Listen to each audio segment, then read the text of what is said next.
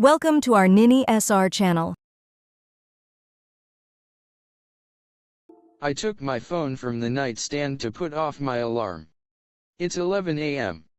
I went to bed at 5 a.m. after finishing the originals series.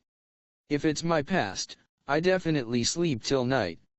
But I have an important date today. I shouldn't make a girl wait for me. As I got up from my bed, I went to the restroom to brush my teeth and to do my morning routine. Then I take a long cold bath and wash my hair with shampoo. I took my towel and wrapped it around my waist and went back to my room to let my hair dry with a hair dryer. I stood in front of my closet for 5 minutes to choose the best outfit.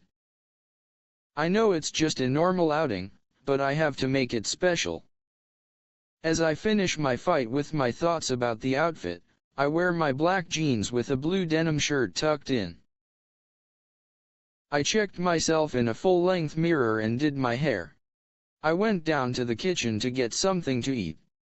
I took my orange juice from the fridge and poured it into a glass to drink it. Even if I starve, I don't want to get full. After a few minutes, I hear a honking sound indicating she is here. My miracle here. 3 days ago. It's so hard for me to stay still at Mr. Edwin Murren's daughter's birthday party. Loxley texted me to wear some pinkish. So, I just wear my pale pink shirt with white pants. When I reached the door, I realized I didn't have any gift to give. Now I am embarrassed to go in, so I text my miracle. I don't have any gifts with me.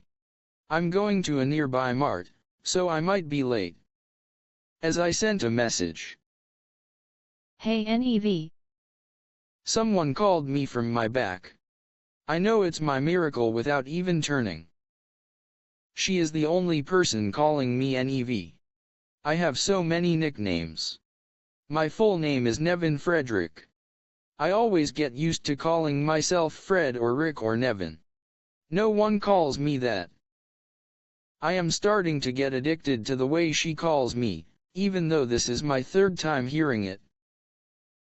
She knows I'm not good at talking, so she keeps texting me once an hour to ask about random things.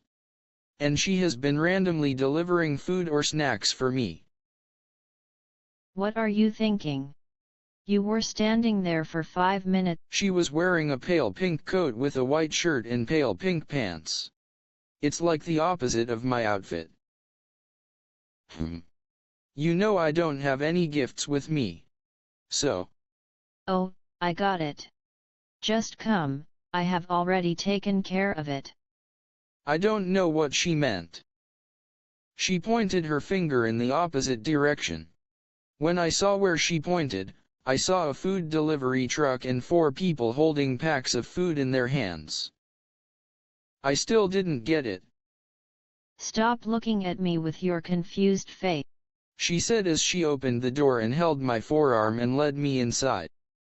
There were more than 20 people standing and walking around the house. And even some rock music played in the background, not too loud. Food delivery people placed the food on the kitchen counter. As I looked around, I felt like something was missing. Huh? No way. I can't hear people think. How? How? How? I think I feel the warmth on my forearm which my miracle is holding. Since we met, this is the first time she touched me if we excluded the handshake. Now I get it.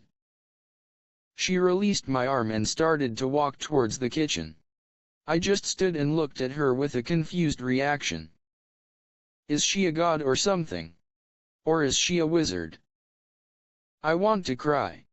It's like I found a cure for my dead disease. There is a tapping sound from the speaker pulling me out of my thoughts. I turned to see my miracle standing in a white chair holding a mic in her hand. Okay.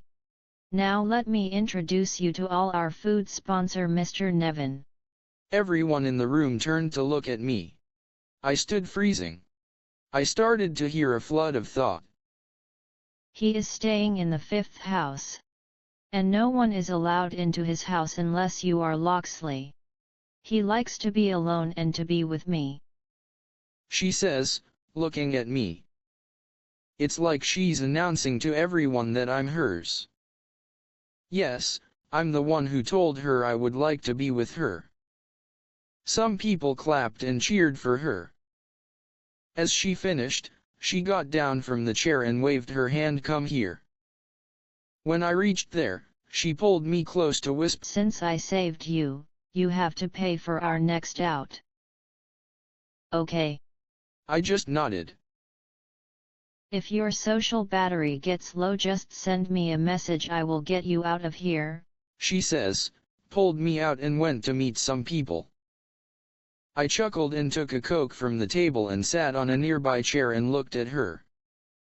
Mr. Edwin Murrin, the one staying in this house, came to introduce himself and talk about his business and family and inquire about my family. But I couldn't focus on our conversation because my miracle got all my focus, the way John and her roamed around. She told me they are just friends when she texts me. But the thought on John's mind said another. The way he touched her is on other thoughts.